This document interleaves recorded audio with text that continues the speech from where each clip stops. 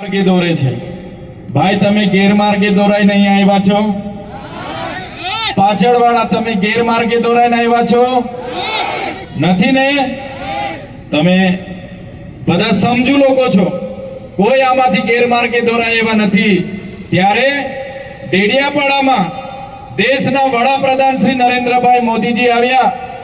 એમના પબ્લિક ભેગી કરવા માટે 500 કરોડ રૂપિયાની આદિજાતિ વિકાસ વિભાગમાંથી બજેટની જોગવાઈ કરવામાં આવી, પણ ત્યાં 500 કરોડમાં ભીડ ભેગી નહીં થઈ અને આપણે પ્રેમથી કરેલા આહવાનમાં લાખો લોકો ભેગા થયા, એટલે આ લોકોને તકલીફ પડી છે।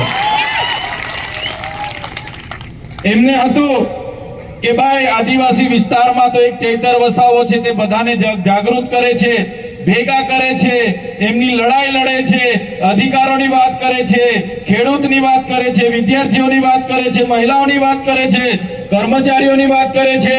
એને આપણે દબાવી દેવાનો છે, એને 15 તારીખે મોદી સાહેબના હસ્તે જોડી દેવાનો છે, એમ કરીને મોદી સાહેબને દેવમોગરા લઈ ગયા।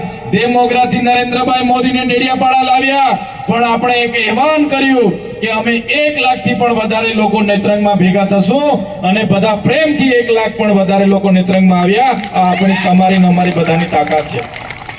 આપણે એ મંત્રી અને એમના સાંસદો જેવા એમની પાર્ટીના બોલતા પોપટ નથી।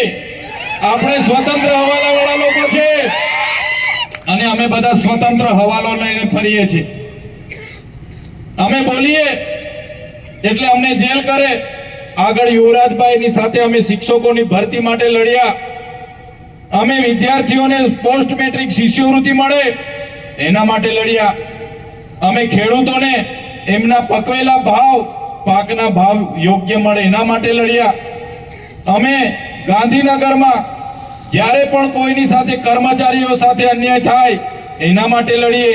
અમે સુગર મિલોમાં ખેડૂતો સાથે અન્યાય હોય એના માટે લડીએ। અમને જીઆઈડીસીઓમાં સ્થાનિક લોકોને રોજગારી મળે એના માટે લડીએ। ત્યારે આ ભાજપના સરકારને ગમતું નથી, એમના ભૂપેન્દ્રભાઈ પટેલને ગમે નહીં। એમને લાગે કે આદિવાસી યુવાન અમારી આટલી મોટી સરકાર સામે કઈ રીતના બોલી શકે। એમના હરસંઘવીને લાગે કે આદિવાસીનો યુવાન અમારી આટલી મોટી સરકાર સામે કઈ રીતના બોલી શકે, અને અમને પણ જેલોમાં જવું પડે છે। યુવરાજસિંહ જાડેજા પણ જેલમાં જવું પડ્યું, બ્રિજરાજ સોલંકીએ પણ જેલમાં જવું પડ્યું, ચૈતર વસાવાએ પણ જેલમાં જવું પડ્યું, ઈસુદાન ગઢવીએ પણ જેલમાં જવું પડ્યું, ગોપાલભાઈ ઇટાલિયાએ પણ જેલમાં જવું પડ્યું, અરવિંદ કેજરીવાલજીએ પણ જેલમાં જવું પડ્યું। પણ અમે આમ આદમી પાર્ટીના સૈનિકો એવા છે કે ભારતીય જનતા પાર્ટીના હરસંઘવીની પોલીસમાં તાકાત નથી કે અમને જેલોમાં નાખીને દબાવી શકે। ત્યારે સાથીઓ આજે ખેડૂતની હાલત શું છે? આજે ખેડૂતો પોતાનો પાક આખું વર્ષ પોતાના પરિવાર સાથે મહેનત કરે છે, જીવના જોખમે રાત્રે દિવસે કામ કરે, મોંઘા મોંઘા બિયારણો, મોંઘી મોંઘી દવાઓ અને મોંઘી મોંઘી મજૂરીઓ, લોન લઈ સાહસ કરે। અતિવૃષ્ટિનો માર વાગે, માવઠાનો માર વાગે, સૂકો દુકાળ પડે, લીલો દુકાળ પડે, અને છેલ્લે જ્યારે ઢોર ખાય, ચોર ખાય, મોર ખાય અને બધાના કોળિયાનો નિવાલો બધાને પહોંચાડીને પોતાનું વધે, એમાંથી જ્યારે વેચવા માટે બજારમાં જાય ત્યારે આજે આ દેશની નીતિ એવી છે કે ખેડૂતોના માલનો ભાવ પણ પોતે કરી નથી શકતો, એમના માલના ભાવ કરવા વાળા ભારતીય જનતા પાર્ટીના દલાલો બેઠા છે। એક બાજુ દેશના વડાપ્રધાન, એક બાજુ ગુજરાતના મુખ્યમંત્રી કપાસનો ટેકાનો ભાવ 1622 રૂપિયા જાહેર કરે છે, અને ખેડૂત જ્યારે કપાસ લઈને બજારમાં જાય તો 1250 રૂપિયા મળે છે। એક બાજુ આ ગુજરાતના મુખ્યમંત્રી મકાઈનો ટેકાનો ભાવ 2100 રૂપિયા જાહેર કરે છે, અને ખેડૂત પોતાની મકાઈ લઈને બજારમાં જાય તો 1700 રૂપિયા મળે છે। આ સરકારની નીતિ, એક બાજુ દેશના વડાપ્રધાન કહે કે ખેડૂતની આવક અમે દુગની કરીશું, આ તમારી નીતિઓ ખેડૂત દિવસે ને દિવસે ગરીબ થતો જાય છે અને એમના ઉદ્યોગપતિઓ દિવસે ને દિવસે અમીર થતો જાય છે। ત્યારે ખેડૂત મિત્રોએ પણ જાગવું પડશે। જે સરકારો આપણા માલનો ભાવ આપણે નક્કી નથી કરવા દેતી, એમના માર્કેટ યાર્ડો, એમની એપીએમસીઓમાં એમએસપી પ્રમાણે આપણને ભાવ નથી મળતા, સીસીઆઈના કેન્દ્રોના નામે એ લોકો હોદ્દેદારો જ્યારે આપણી સાથે લૂંટ મચાવતા હોય ત્યારે જે આ કડતા પ્રથા છે એ કડતા પ્રથાને નાબૂદ કરવા માટે આપણે બધાએ આવનારા દિવસોમાં આગળ આવવું પડશે. એપીએમસીઓમાં જઈને કડતા પ્રથા સામે પણ આપણે લડવું પડશે. તમે જોઈ લો, આજે આમ આદમી પાર્ટીના રાજુભાઈ કરપડા, પ્રવીણભાઈ રામ અને એમની સાથેના ખેડૂત મિત્રો બોટાદ ખાતે આ કડતા પ્રથા સામે લડ્યા ત્યારે આ હર્ષ સંઘવીની પોલીસ દ્વારા એમના પર લાઠીચાર્જ કરવામાં આવ્યો, દરવાજા તોડીને મારવામાં આવ્યા, મા બેટીઓ સાથે અત્યાચાર કરવામાં આવ્યા અને હર્ષ સંઘવીને એનું પ્રમોશન મળ્યું, એમને સુપર સીએમ બનાવવામાં આવ્યા. ત્યારે અમે એ સરકારને બી કહેવા માંગીએ છીએ, તમે હમણાં મંત્રીમંડળ બદલી રહ્યા છો, આવનારા દિવસોમાં આ પ્રજા અને આ જનતા તમારી આખી સરકાર બદલવા માટે તૈયાર છે.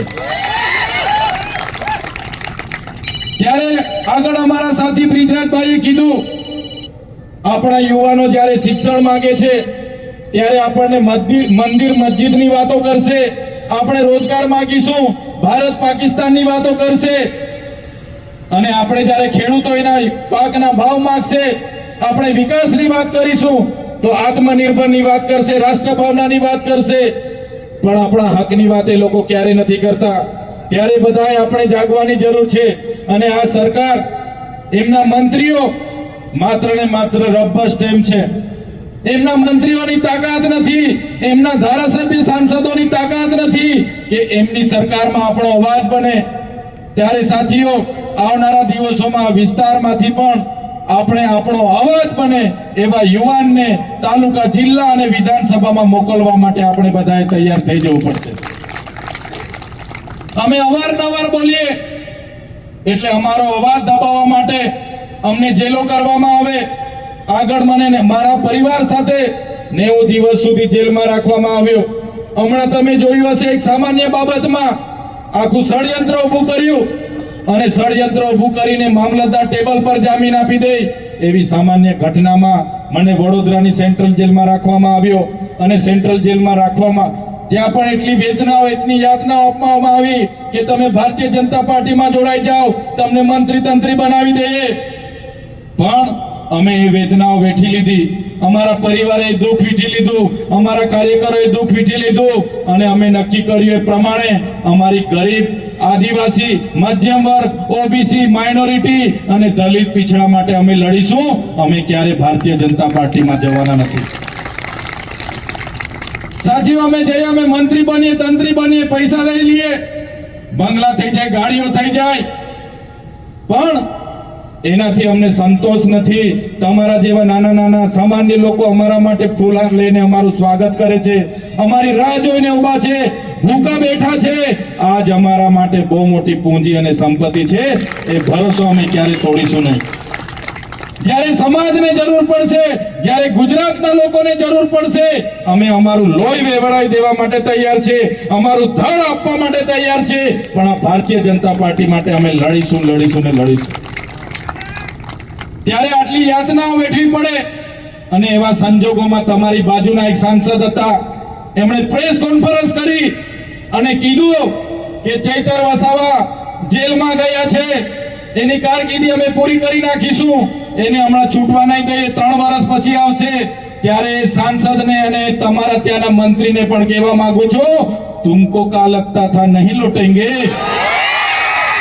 तुमको क्या लगता था नहीं लौटेंगे, गलत. जब तक तोड़ेंगे नहीं तब तक छोड़ेंगे नहीं. हमको क्या अंडू पंडू गंडू झंडू समझ के रखा है क्या? ये चैतर वसावा कभी झुकेगा नहीं. करारा जवाब मिलेगा, करारा जवाब. अपना टाइम भी आने वाला है ना? अपना टाइम